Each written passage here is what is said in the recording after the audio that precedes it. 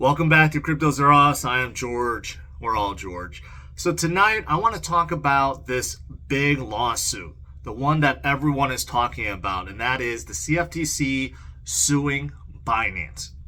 Suing CZ and the previous compliance officer.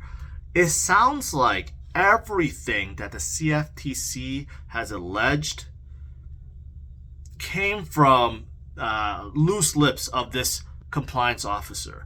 So it sounds like the whole case is built on testimony collected supposedly from other employees or from this compliance officer, but you know what? We don't know. It's hearsay. We don't know if those things are true. So tonight I want to break it down for you guys and kind of go over everything. And plus, I think the timing of this is very strange, and I'm going to explain why.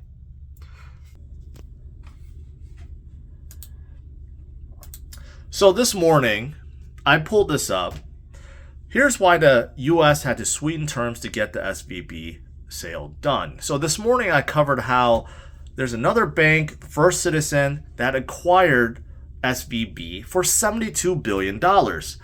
That's a lot of money, but they paid or received a 23% discount, okay, which is substantial.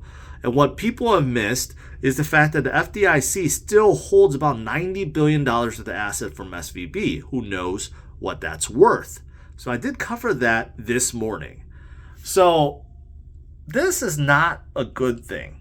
This is basically a bailout and something that the FDIC and the Fed push to get done so that people are not fearful about banks going under, about their money not being able to be withdrawn. So that's why they had to do this quickly. Okay? And take a look. Fed Bar calls SVB. And take a look. Fed Bar said SVB is a textbook case of mismanagement. Okay, we all know that. It's due to greed and leverage. But the Fed and FDIC wants to sweep this under the rug.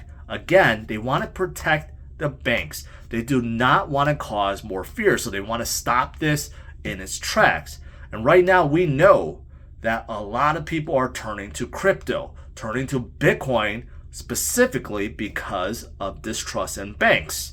There's been a lot of bank runs, bank failures. People don't trust the banks at this point, which is why I'm speculating that this lawsuit that came out this morning has a lot to do with what we're seeing. Since so many people are turning to Bitcoin and crypto, what better time to cause some FUD, to cause some fear and try to get people out of Bitcoin and crypto. And let's go after the biggest exchange on earth, Binance.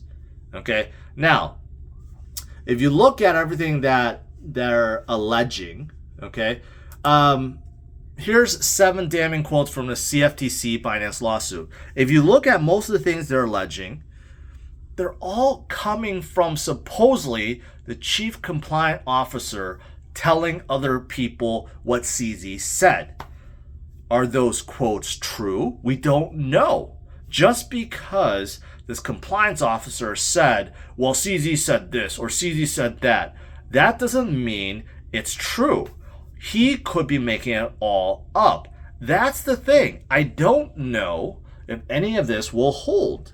First of all, Binance did say they will comply, and I'll get to that in a little bit. But there's a couple things I want to go over. First of all, the lawsuit is against CZ himself and this previous compliance officer, Samuel Lim.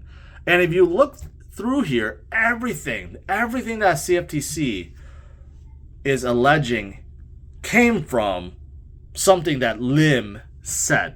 Okay? For example, if you go down, the very first one is about terrorists and terrorists sending small amounts. Supposedly, Lim explained to a colleague that terrorists usually send small sums, as large sums constitute money laundering. Lim calmly replied, "Can barely buy an AK-47 with $600. Okay, if Lim said that and a colleague replied that does not mean, first of all, CZ approved it, and second of all, that it's actually happening. They could be speculating.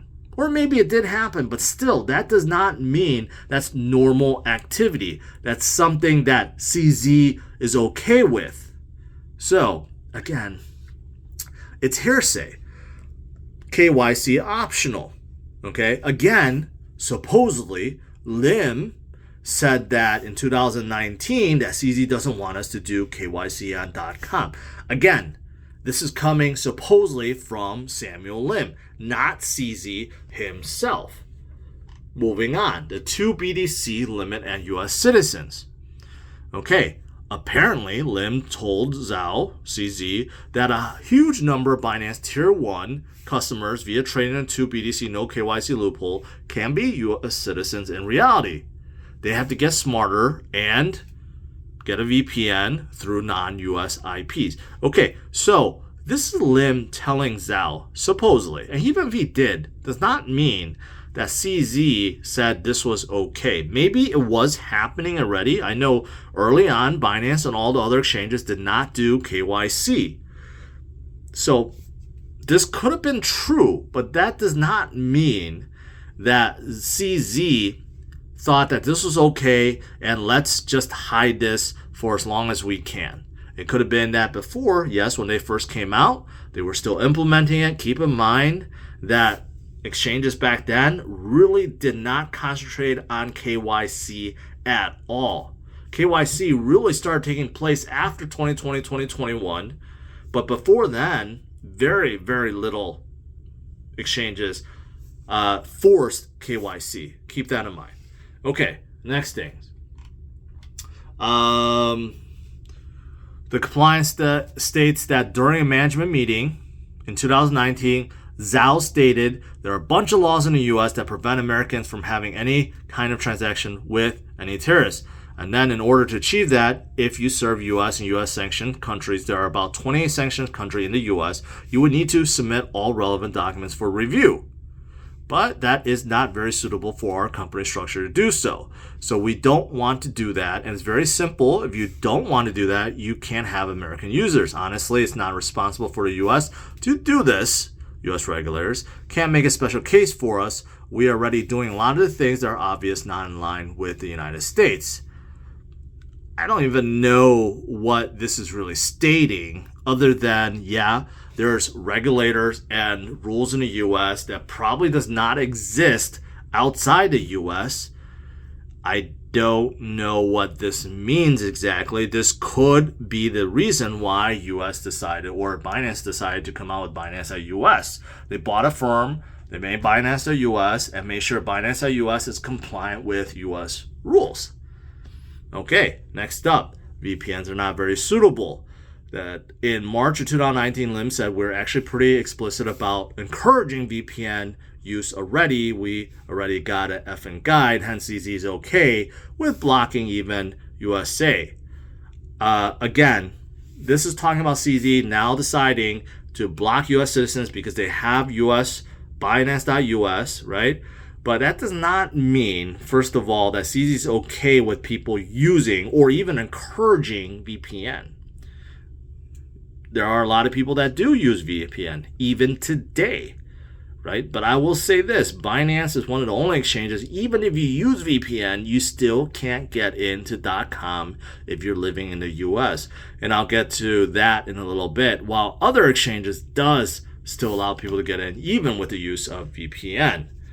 Again, this is all hearsay from one person, Lim. And then here's another one. Lim told employee, on the surface, we cannot be seen to have U.S. users, but in reality, we should get them through other creative means. Again, this is from Lim, okay? This is not from CZ. And then finally, supposedly, there's this talk about VIP.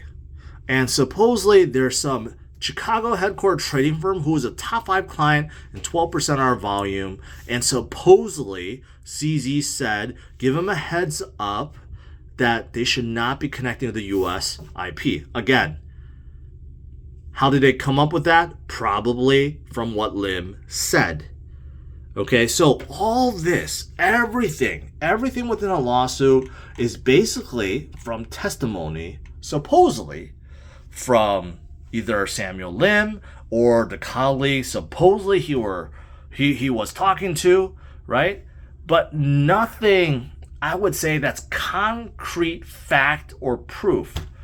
So this seems like it's a wild goose chase, or they're just trying to put pressure on Binance right now because they are trying to protect the banks. It's really that simple. Now, CZ did come out with a blog post, okay?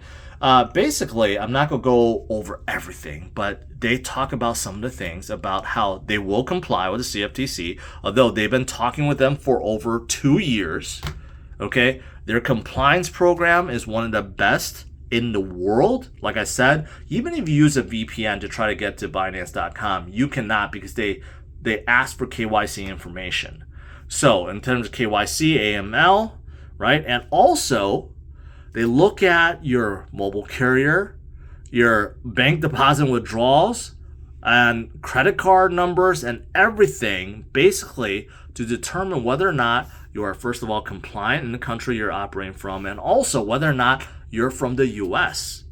So they have a lot of ways to determine that. They also work with a lot of law enforcement around the world, right? And they have 16 licenses and registration globally, which is the highest of any exchange. And they do not trade for profit or manipulate the market under any circumstances. That is also something that I believe the CFTC claimed or alleged that Binance does, similar to supposedly what SBF did with FTX. Okay, so basically CZ is saying this is inaccurate, and I think it is, because this is all based on one person's mouth. And we just don't know if those things are true. Whether or not CZ really knew about it or didn't, whether he signed off on it, we don't know. So I do think this is a lot of FUD right now, and there are a lot of people scared. And ultimately, I think this is because our government, the US government, knows they need to show strength, okay? They need to protect the banks, and what better way to do that than to bail out the banks and also cause FUD towards Bitcoin, crypto, and Binance. That's what I think, and I'm putting 2 and 2 together. Now, the only good thing that came out of this is that the CFTC listed in this lawsuit that Bitcoin and Ethereum are both commodities. Okay, remember, the South District of New York, their Attorney General, claimed that Ethereum was a security, but with the CFTC coming out with this lawsuit saying, no, they are a commodity, this makes things more difficult. Think about it.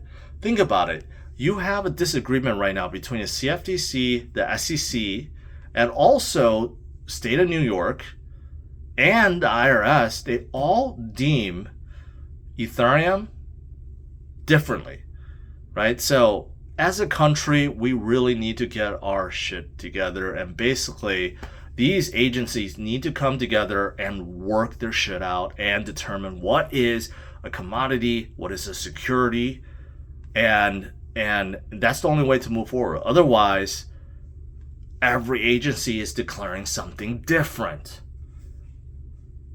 Okay, now outside of this, I did cover MicroStrategy bought more Bitcoins. Finally, Michael Saylor has been sitting on the sidelines, not DCAing for a long time. He decided to do a big DCA, $150 million worth of Bitcoin, and he bought it at $23,238. So that is pretty darn good.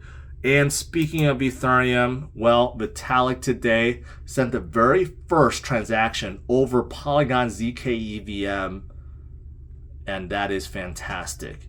That is fantastic. So there does seem to be a lot of enthusiasm over this. There may be official support from Vitalik and team to support zkEVM on top of Polygon. So overall, this is a big win. So there you have it. Those are my thoughts. I encourage everyone to stay strong, to look into the matter, but from what I'm seeing right now, it's pretty obvious that the US is protecting their own, which is the banks. They are causing some FUD, and I believe Binance is going to pull through this. They definitely have the resources. Their jurisdiction right now, I mean, the CFTC lawsuit, keep in mind, is a civil lawsuit. And can they really attack Binance when they're not even located in the US? So there's a lot of unknowns. And finally, I already mentioned this. This is all based on what Samuel Lin supposedly said. Whether or not those things are true, whether or not he overstepped himself, and whether or not CZ knew any of those things he was alleging, we don't know. So I don't believe this is concrete evidence, but we will see as time goes on. All right, that's it for this update. Smash the like, subscribe to the channel, stay strong, my friends, and I will see you later. Bye-bye.